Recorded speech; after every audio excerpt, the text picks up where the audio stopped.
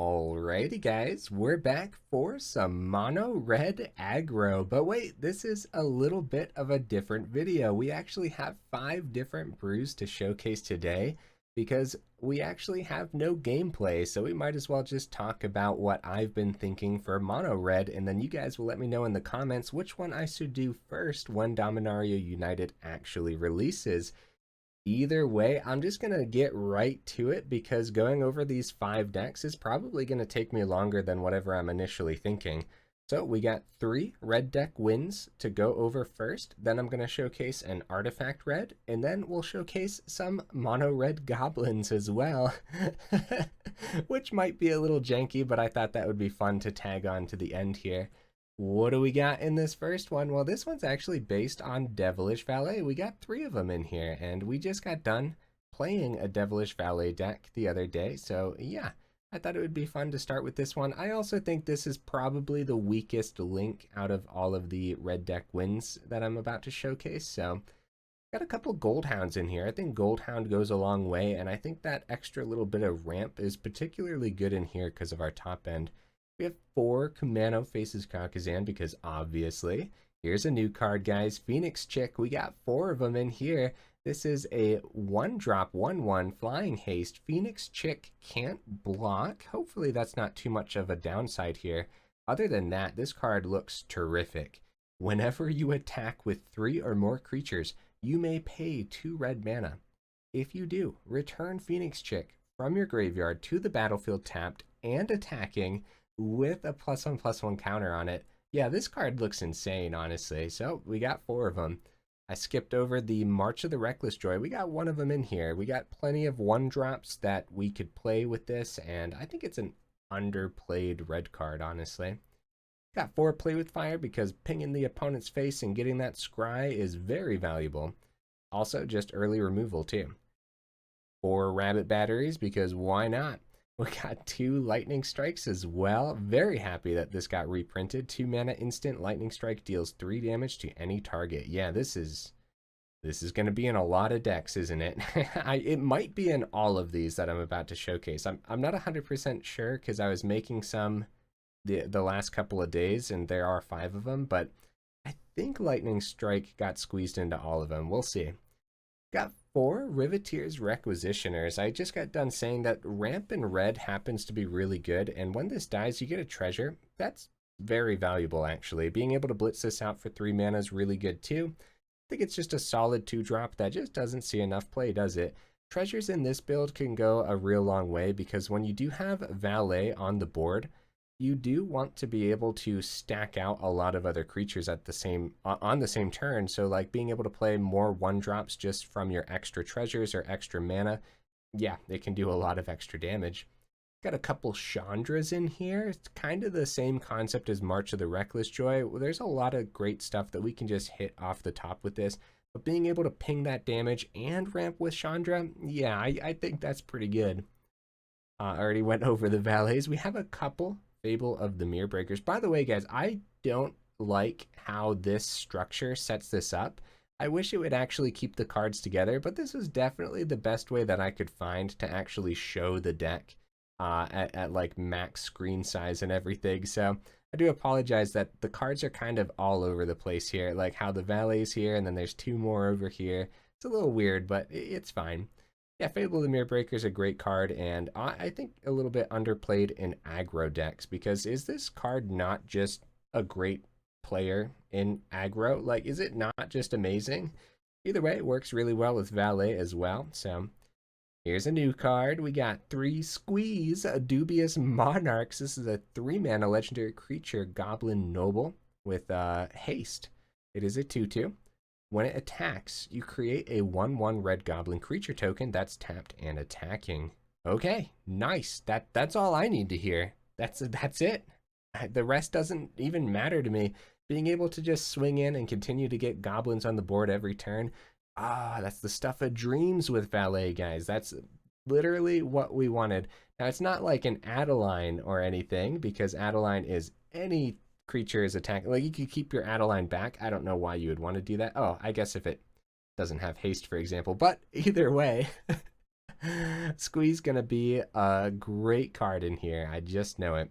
Do we want to bump it down to 2? Maybe. This is kind of one of those decks. All of these, unfortunately, we kind of want to play with them, but we can't yet until Thursday, but we'll get there. Also has a bottom ability. You may cast Squee from your graveyard by paying 4 mana, 3 and a red, and exiling 4 other cards from your graveyard rather than paying its mana cost. Being able to bring this back, man, dude, this card looks really good to me. I think most of these decks have at least one Squee in them too, but yeah, don't quote me on that because I have been making these throughout the last couple of days, so I kind of forget. On the very top end, we have a couple Jaya's, Fiery Negotiators. So 4 mana legendary planeswalker with 4 loyalty. You can +1 this to get a 1/1 red monk creature token with prowess. Okay, nice. Mostly in here to get that extra creature. If this survives, you can continue to get that +1 for the valet and stuff like that and go wide pretty well. But we're also looking at this for its other abilities here too. The -1 can go a long way. Exile the top 2 cards of your library. Choose one of them. You may play that card this turn. Just a better version of Chandra's -1. And how often do we, or +1 I should say, how often do we do this +1, right? Now, I guess that is why it's a -1 instead of a +1 on the Jaya, but still, it's pretty good. The -2, however, now this one is interesting. Choose target creature and opponent controls. Whenever you attack this turn, Jaya deals damage equal to the number of attacking creatures to that creature. Keep the lanes clear. Yeah, sounds good. Honestly, I'm not even looking at the -8 on this. It's I've still never been able to -7 the Chandra Dress to Kill. I will probably never be able to -8 the Jaya. I'll read it though. For the -8, you get an emblem with whenever you cast a red instant or sorcery spell, copy it twice. You may choose new targets for the copies. There's not too many instants and sorceries, just the 4 Play with Fires and the 2 Lightning Strike. That's it, actually. So we're not too worried about the -8 anyways. Yeah, 2 Jayas. I think it's pretty good. I think so. We'll see though. Got a couple Crucible of Defiance in here. We always like to play 2 of these, or sometimes we like to play 2 of these when we're rocking a Valet deck because the channel ability is pretty darn good. And 23 land total. That's that. Let's hop into the next Red Deck Wins. All right, here's Red Deck Wins version 2, and I think this one might be the most powerful. It's between this one and version 3. This one just looks like it has ridiculous amounts of power. So this has 4 Commando Faces Kakazan, 4 Phoenix Chicks, 4 Play with Fires, 3 Antagonize here, so target creature gets +4/+3 until end of turn. Antagonize is actually insane. This might be one of those that you might just want one of though, but I really wanted 3 of them because of this brand spanking new card here that I'll go over in just a second. We have 4 Bloodthirsty Adversary, obviously. This deck is going to be running the instants and sorceries that are going to work beautifully with Adversary. Here's the new card. We have 4 Electrostatic Infantries. So this is a 2 mana 1/2 with Trample. Whenever you cast an instant or sorcery spell, put a +1/+1 counter on Electrostatic Infantry. Can we take a second to talk about this card? It's uncommon. This is budget friendly. I love this card. This card is so cool. It doesn't look incredibly broken, but it looks so cool. I'm gonna faint. I'm sorry. I'm getting way too excited. Okay, listen, guys, listen. The deck is built around modified, so these +1 counters are gonna go a long way, and it's built around instant and sorceries. Yeah, and this has trample. I'm so excited to play with this card. This is probably the red card that I am most excited to play with because think of all the decks that this can squeeze into easily. I'll tell you what, turn 1 Commando, turn 2 Electrostatic Infantry. You already got a 2/3 with Trample, and then you're probably outracing Meat Hook from then on out for the rest of the game because you have, all the Play with Fires. We have 4 Kami's Flare in here, so the modified on the Electrostatic Infantry. you don't even need to have it modified already, because as you play, as you cast the Kami's Flare, you're going to get that counter. Then the Kami's Flare damage will go through. I'm pretty sure that's the order that it would go in. So yeah, I'm very excited for Electrostatic Infantry. I apologize for being so excited. All right, we got 4 lightning strikes. I already went over it. That 3 damage to anything is amazing. Here's another new one. 1 Twin Inferno. This is a 2 mana instant. Choose one. When you cast your next instant or sorcery spell, copy that spell. You may choose new targets for the copy. Nice. Or you can choose this one. Target creature you control gains double strike until end of turn. Let's just scroll back up here and check out this infantry. Oh, it has trample. Oh, and some double strike. Oh, okay. I wanted to squeeze more Twin Infernos, but I've kind of been there, done that with these kind of abilities, and it gets to the point where if you get too many of these in your hand, somehow you'll end up with no creatures as well. So yeah, you could use the first ability on Twin Inferno and maybe go Lightning Strike twice to the opponent's face, but that's still 4 mana. That's essentially just 2 Lightning Strikes anyways. So honestly, it's in here for the double strike, but the top part of Twin Inferno, you're gonna still play that often. Maybe even just a couple Play with Fires to the opponent's face. Get a couple Scries in, see what you can hit off the top. Yeah, this one looks powerful, guys. And man, I wish I could test it. But Thursday's almost here, so I almost can't contain my excitement though. We have a single 3-drop in the deck. There's Squee. Like I said, I think I tried to squeeze into as many of these as possible, but I kind of forget if it's also in the 3rd red deck wins as well. We have 4 Thundering Raiju on the very top end. The modified's important. It's going to work beautifully with Adversary, Electrostatic Infantry. Even Phoenix Chick can modify itself too with the Graveyard ability. I don't know how often you're going to use the Phoenix side of this Phoenix in this particular build, but it's not going to be never. So I have a single Crucible as well as, I believe, 23 total lands again. Yeah, that looks like 23 to me. Woo! Yeah, let's go over the 3rd red deck wins, I guess. Is that everything with this build? It's pretty simple. It's mostly place your bets on Electrostatic Infantry for swinging in for big damage. And I think the most important thing that I could have said about the infantry is how every turn it's probably just going to outrace the Meat Hook Massacre, which is still just it's probably gonna still be a problem. So yeah, let's go to a red deck wins version 3.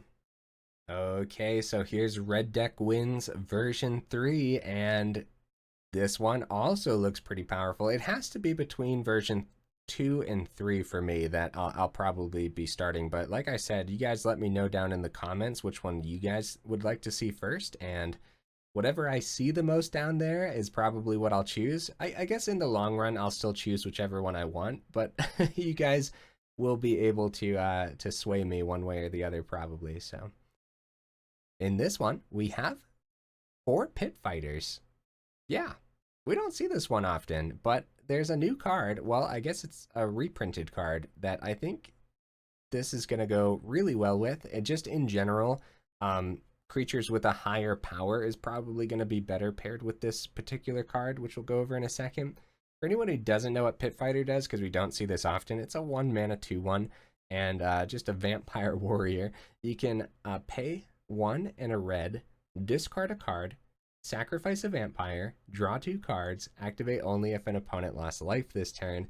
So it's interesting. You'll actually use this ability more than you would think. So that's something to note, I guess. I have a couple Gold Hounds. You guys know I love Gold Hound, and just Red Ramp in general is just really good. Here's the new card that is apparently a reprint, Hammer Hand, for a red mana enchantment aura. Enchant creature. When Hammerhead enters the battlefield, target creature can't block this turn. Enchanted creature gets +1/+1 and has haste. Okay, looks good to me. The main reason to play this card has to be that top ability, because why wouldn't you just play like a rabbit battery? You know what I mean? You could do the same thing, reconfigure enchanted creature gets +1/+1 and has haste, only the reconfigure on rabbit battery is essentially just instead of enchanted, it's equipped creature. That top ability seems pretty good. When hammer hand enters the battlefield, target creature can't block. Yeah, looks good to me. So there's a lot of simple things you can do, and doing things like equipping this to a pit fighter makes it a 3/2. So then you just target whatever creature was about to block the pit fighter and swing on in. Looks pretty good. I like it. Kumano faces Kakazan. We got 4 of them naturally. Couple reinforced Ronin. Now, hopefully this doesn't get in the way too much of the hammer hand, but there's going to be a reason that we're playing this in here.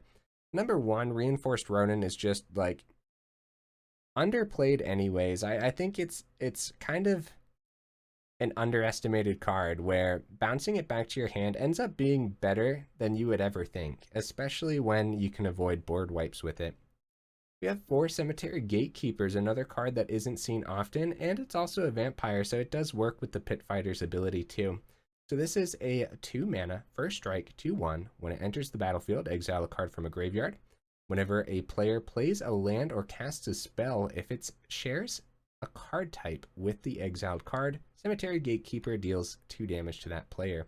Mostly it's in here for the first strike, and kind of the same reason as the Pit Fighter for the hammer hand. I wanted another just great creature, so you can go turn 1 Kumano, turn 2 Gatekeeper, and you already have a 3/2 with first strike. But then if hammer hand has no other targets, giving it +1/+1 and making it so that way something can't block is actually pretty good. You go Kumano into Gatekeeper, and you have that 3/2 with hammer hand. You can have a 4/3 first strike, and you're making one of your opponent's creature unable to block. Seems pretty good, man. I don't know. We'll see, though. Got a couple lightning strikes for some emergency removal. There's not a lot in the deck, so maybe it'll come in handy. And if it doesn't, if you're up against control that doesn't like to play creatures, then smack the opponent's face. Here's another new one. We got 4 Radha's Firebrand. Not Magda. We got Radha's Firebrand, a 2 mana human warrior, 3/1. When it attacks, target creature defending player controls with power less than Radha's Firebrand's power can't block this turn. Okay, now hold on just a darn minute. You're telling me that we get both Hammer Hand and this Firebrand in the same set, and they both have this weird little ability where you can make something unable to block? Well, okay, I'm down. We know that this can be powerful. You can just imagine the different board states that you're going to be able to slip extra damage through, even if it's just the one turn from the hammer hand, as you're continuing to establish a board and swing in on the next upcoming turns. Even if they're like getting rid of some creatures here and there, you're just going to be able to slip a ton of damage through, and Firebrand is literally whenever it attacks, so it's not just like one time. Also has a domain ability on here that I don't think we're going to be able to activate often, because it is 6 mana for the domain. 5 and a red. It gets +2/+2 until end of turn. And then the ability costs 1 less to activate. For each basic land type among lands you control, activate only once each turn. So we're going to have mountains on the board, so you can consider this just 4 and a red. So for 5 mana, you can have it go +2/+2. You're probably not going to use it too often, but it's there. So yeah, 4 of them. We got 3 Chandras. Yeah, Chandra could go a long way. Sound like a broken record at this point. 4 Reckless Stormseekers. Yeah. What's coming up? What we lead out after the Stormseeker is gonna be insane. So yeah, here we go. Defiler of Instinct. Bro, 4 of them. 100%. This card looks insane. I want this to be good so bad. 4 mana, 4/4, first strike. First of all, okay, you rock the Stormseeker on turn 3. Turn 4, drop the Defiler of Instinct. Give it haste. A 5/4 first strike is going to blast through the opponent's board. Now, it has this ability here that is insane. So, as an additional cost to cast red permanent spells, you may pay 2 life. Those spells cost 1 red less to cast. If you paid this or life this way, this effect reduces only the amount of red mana you pay. Whenever you cast a red permanent spell, Defiler of Instinct deals 1 damage to any target. So you're telling me I can turn 3 Stormseeker, turn 4 Defiler of Instinct. Okay, I'm apparently tapped out, but wait, I'm actually not tapped out. I can just run down all of my amazing 1-drops for just 2 life. Oh, okay. Want a Ronin? Yeah, get a Ronin down. Why not? Pay 2 life, drop the Ronin. You get to do 1 damage to any target. What's that? That's not enough. Just drop a hammer hand on something. Make it so that way your opponent's lifelink creature can't block. Yeah, this card looks insane. I'm very excited to play with this one, guys. Either way, we also have 23 mana in here. I don't know what it was with me and 23 mana on the days that I made these, but yeah, 23 should be fine, especially since we can even ramp with Chandra too. What's cool about the Defiler is, so, wait, where am I? Oh, yeah. What's cool about the Defiler is if it does survive on your opponent's turn and you get to untap with this, then all of a sudden you can easily run out every permanent in your hand with this. Like you can make Chandra cost 1, for example. If you already had Chandra on the board, maybe you don't even have to untap with this because you could go that same route. Maybe you don't need Stormseeker, for example. You go turn 4 Instinct, okay, and you had turn 3 Chandra. So you can +1 this to get that 1 extra red mana. Oh man, there is just so much you can do at this. Anyways, you can get that extra mana, then make like a Cemetery Gatekeeper cost 1 less red with your Defiler of Instinct.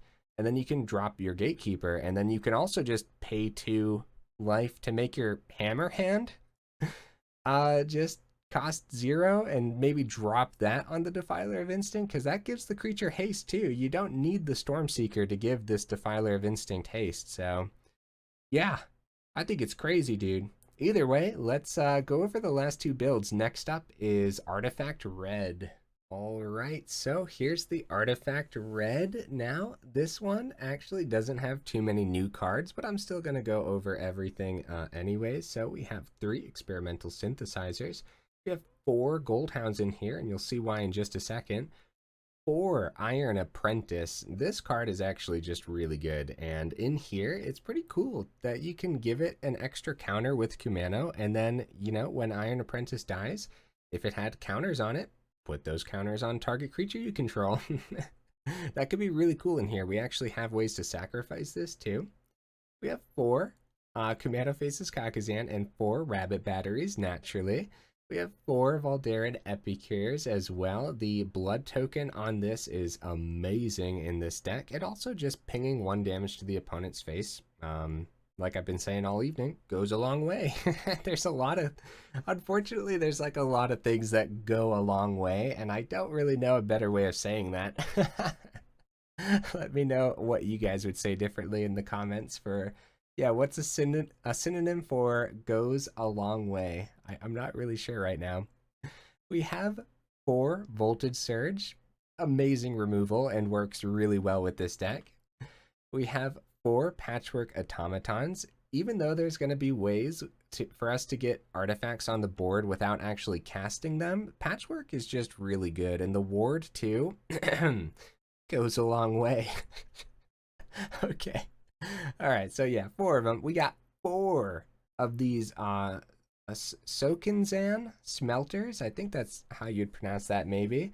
A 2 mana 2/2. You might not see this one too often. At the beginning of combat on your turn, you may pay 1 and sacrifice an artifact. If you do, create a 3/1 red construct artifact creature token with haste. So yeah, good targets to sacrifice would be cards like Iron Apprentice. Experimental Synthesizer could be cool to sacrifice. Of course, the blood tokens off of Epicure could be cool to sacrifice as well. So these 3/1s are actually really good. The fact that they get the haste, you can swing in with them immediately. Yeah, it's pretty aggressive. here's some new cards. Here's the only new cards, actually. We have 2 Weatherlight completed. So, a 2-mana legendary artifact vehicle. 5/5, flying. Okay, those are some stats for 2 mana. As long as Weatherlight completed has 4 or more Phyrexis counters on it, it's a Phyrexian creature in addition to its other types. Okay, so how do we get those counters? Whenever a creature you control dies, put a counter, a Phyrexis counter on Weatherlight completed. Then draw a card if it has 7 or more counters on it. If it doesn't, you get to scry 1. Okay, so for a little while, this card's not going to do anything, necessarily speaking, because this deck totally drops creatures on the board every turn, and it can go wide pretty fast. Suddenly, if your opponent meat hooks, kills all of your dudes, then Weatherlight gets all those counters, and it becomes a 5/5, a 5/5 flying. Yeah, I mean, bro, I think that's really good. The only thing holding this back is the fact that it's legendary. I would consider 3 of them if it wasn't legendary, but since it is, it depends, because yeah, you could, if you draw both of them, you could always sacrifice one to the smelter, or to a voltage surge as well, so that could be okay. We'll see. This is one that needs tested, though, for sure. I think this card's really good, though, and the fact that if your opponent just wipes your board, this might become a creature. I think that's enough reason to play it, honestly. Here's another one, another new card that we got to test, a 2-mana Saga, and the new thing with Sagas that they're doing here is read ahead. So, choose a chapter and start with that many lore counters. Add 1 after your draw step, skipped chapters don't trigger, sacrifice after 3. So you can have this, you can essentially play this on any of these, and then it just continues playing out like a normal saga. So chapter 1, create a 0/2. It's kind of really small text, and I don't think there's a way for me to make that any larger, so I apologize for that. Create a 0/2 colorless Thopter artifact creature token with flying named Ornithopter. I hope I'm pronouncing these right. On the chapter 2, tap any number of untapped artifacts you control. When you do, this card deals that much damage to target creature or planeswalker. Okay, so that could actually be a ton of damage, and a great way for red to remove bigger creatures, because you might have 5 artifacts on the board. You might be able to do 5 damage to something with this, and it might not be that difficult. But here we go, kicking it up a notch for the final chapter. Up to 1 target artifact you control becomes a creature with base power toughness 4/4 until end of turn. So the fact that you can turn 1 Epicure, turn 2 declare war, go straight to chapter 3 and make your blood token a 4/4 sounds pretty cool. It's only till the end of turn, but that's still pretty cool, and you might be able to get a ton of damage through, and that's totally an option in the deck. Only a couple of them, because we do need to test it, of course, but that 0/2 colorless Thopter can go a long way with Smelter, being able to sacrifice it for a 3/1, and of course Voltage Surge as well. By the way, I forgot to mention, yeah, with Weatherlight, if the opponent's not killing our creatures, we're killing our creatures. Sacrificing our own Goldhounds, that puts a counter on Weatherlight.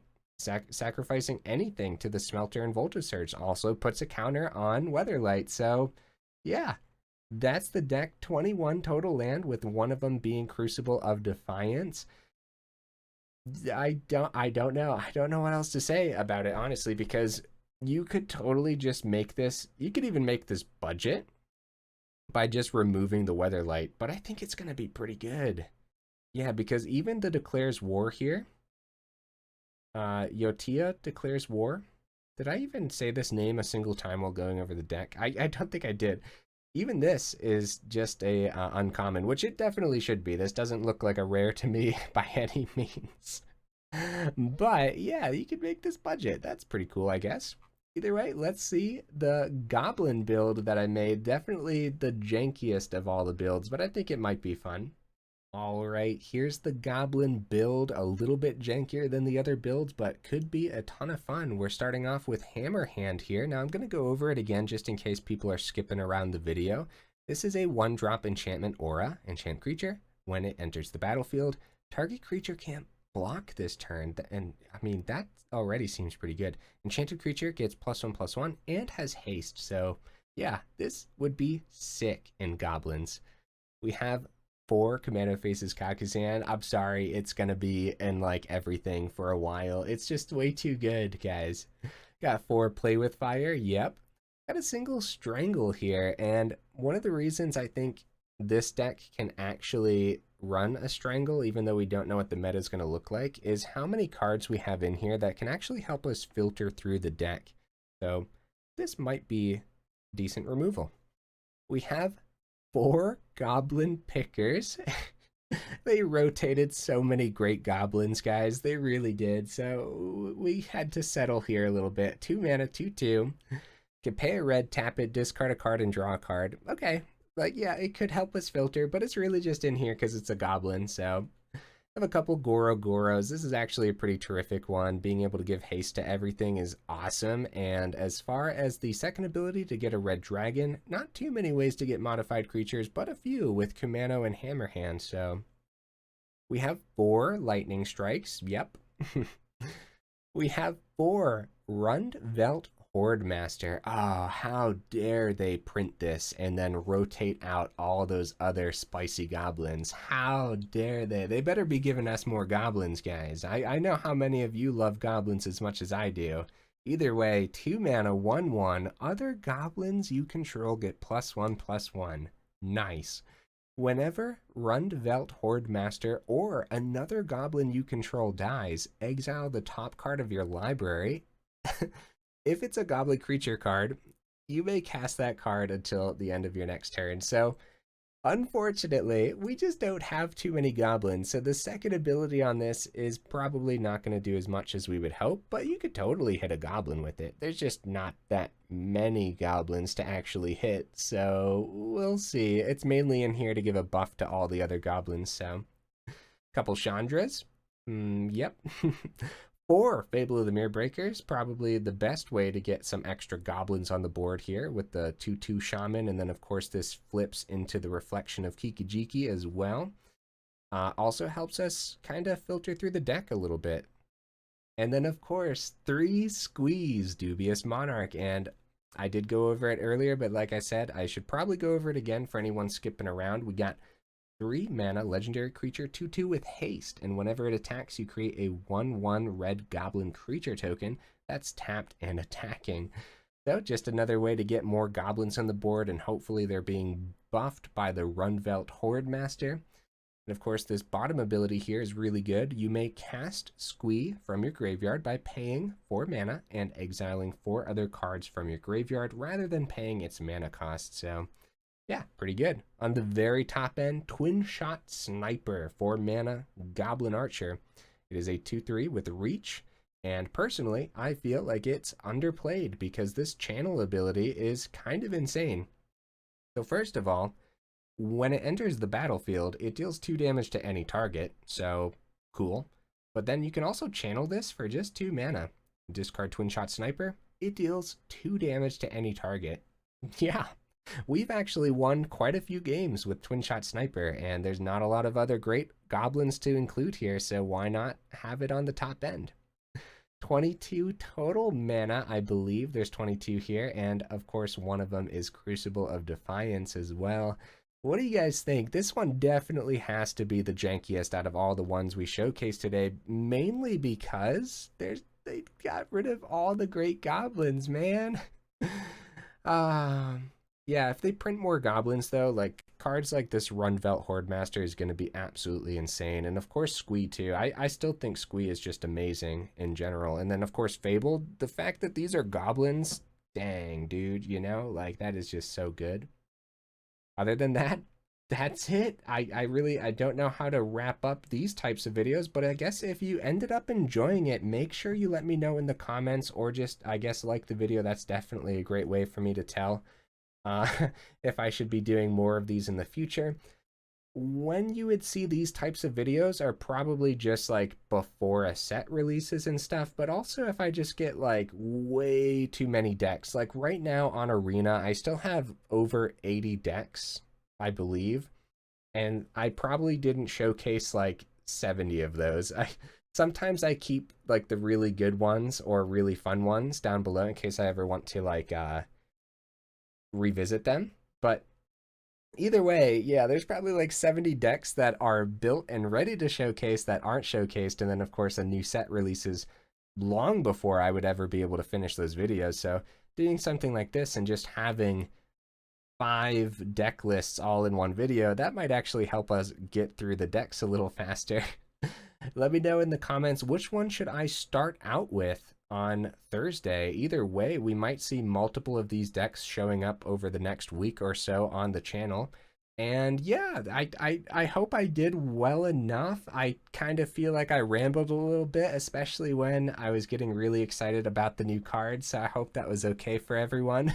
Either way, if you made it this far into the video, y'all are champions and I super duper appreciate you. And I will see you in the next video.